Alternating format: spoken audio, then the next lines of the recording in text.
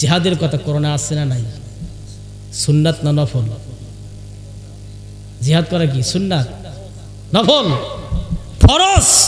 জিহাদ করা কি ফরজ। নামাজ পড়া কি ফরজ। যাকাত দেওয়া কি, হজ করা কি, এগুলো ফরজ খুব মানতেছেন। যখনই বলা হচ্ছে আসো জিহাদ করি, যেই সমাজে কোরআন প্রতিষ্ঠিত নেই সেখানে কোরআনের সমাজ কায়েম করি, তাহলে আমরা আর নেই। অথচ সাহাবীদের জিন্দেগির দিকে তাকান, একজন মহিলা সাহাবীর দিকে তাকান, মহিলা সাহাবীর জিন্দেগির দিকে তাকান। হযরতে কাবসা রাদিয়াল্লাহু তার লাশটা জান্নাতের দিকে নিয়ে যাচ্ছে। আমার নবীজি সাদ ইবনে মুআযের লাশটা যখন কবরস্থ করে ফেললেন, কাফন দাফন সেরে ফেললেন, কাফন দাফন হয়ে যাওয়ার পরে আমার নবীজি সাহাবীদের দিকে তাকিয়ে আছেন। হাদিস শরীফের ভিতরে এসেছে আমার নবীজি দাড়ি মোবারক ধরে ধরে কান্না করতেছেন।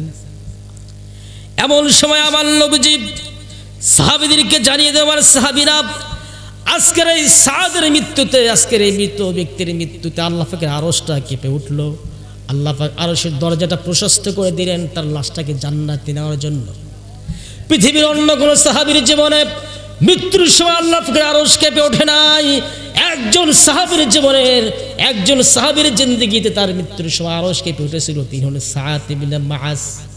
আমরাও কিন্তু দেখতে পেয়েছি আমাদের কোরআনের পাখিকে যেদিন বাংলার জমিন থেকে ডাক্তাররা যখন কারাগার থেকে যখন হাসপাতালের দিকে নিয়ে গেল, কোরআনের পাখি হাসতে হাসতে আসলেন, এমন হাসি দিলেন, সুন্দর হাসি দেন নাই? সুন্দর হাসি দিয়েছিলেন।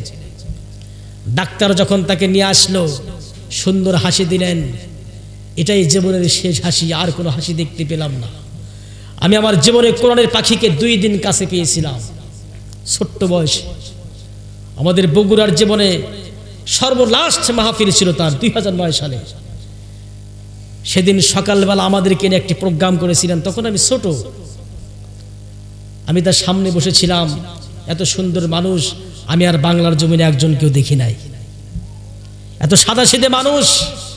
এই মানুষটাকে যখন 1টি 2টি দিন না 13টি বছর জেলখানায় ধুকে ধুকে শেষ করে দেওয়ার পরে, যেদিন তাকে জেলখানা থেকে বের করে এনে যখন ডাক্তাররা তাদের ডাক্তারখানায় নিয়ে গেল, হাসপাতালে নিয়ে গেল, তখন তিনি একটি হাসি দিয়েছিলেন। কি দিয়েছিলেন?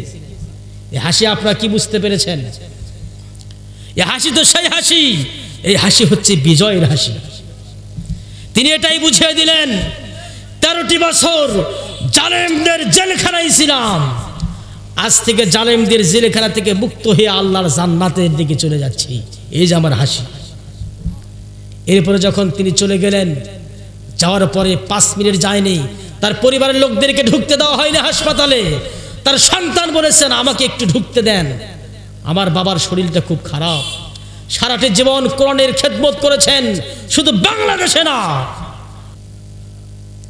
কাবা শরীফের ইমাম যার কপালে চুমো দেয়, গোটা পৃথিবীর আলেম সমাজ যাকে কোরআনের তাজ হিসেবে দেখেন, এই ব্যক্তিকে নিয়ে যাওয়ার পরে ইঞ্জেকশন পুশ করে তাকে মারা হয়েছে। এই হত্যার বিচার বাংলার জমিনে করতে হবে, ঠিক কিনা? বাংলাদেশের সমস্ত বিচার হলেও, সমস্ত বিচার করলেও যতক্ষণ পর্যন্ত কোরআনের পাখির হত্যার বিচার না হবে, ততক্ষণ পর্যন্ত বাংলাদেশের জনগণ কেউ ঘরে ফিরবে না। বিচার করতে হবে। সাদ ইবনে মুআজ আরশটা কেঁপে উঠল। যখন সাইদি সাহেবকে মেরে ফেলে দেওয়া হয়, তখন কিন্তু একটা ভূমিকম্প হয়েছিল, হয়নি? হয়নি?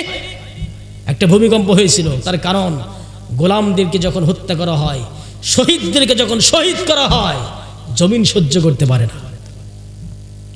এই জন্য পরবর্তীতে সাদ ইবনে মুআজ রাদিয়াল্লাহু তাআলা গোত্রের লোকজন তার সম্মান এবং মর্যাদার কারণে গর্ব করে বলতেন, পৃথিবীর কোনো মৃত ব্যক্তির মৃত্যুতে আল্লাহর আরশ কেঁপে ওঠেনি, কিন্তু আমাদের নেতা সাদের মৃত্যুতে আল্লাহ পাকের আরশ কেঁপে উঠেছিল।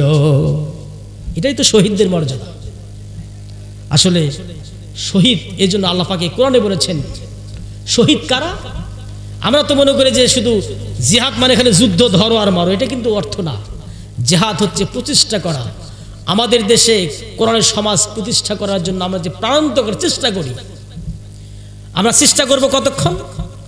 আল্লাহ রাব্বুল আলামিন বলেন ওয়াকাতিলুহুম হাত্তা লা তাকুনা ফিতনাতু ওয়া ইয়াকুনাদ-দীনু লিল্লাহ। তোমরা ততক্ষণ পর্যন্ত লড়াই করো, চেষ্টা করো, জিহাদ করো, যতক্ষণ পর্যন্ত ফিতনা দূর হয়ে না যায় আর আল্লাহর দ্বীন পরিপূর্ণ কায়েম না হয়, ততক্ষণ পর্যন্ত তোমরা দ্বীনের জন্য চেষ্টা করো। কার কথা? জিহাদ।